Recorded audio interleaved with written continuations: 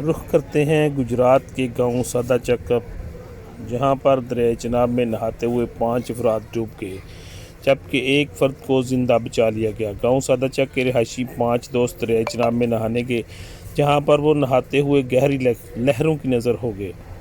اے D C R عامر Shahzad Kong کی زیر نگرانی ریسکیو ٹیموں نے موقع پر پہنچ کر لڑکوں کی تلاش کے لیے رات گئے تک آپریشن جاری رکھا۔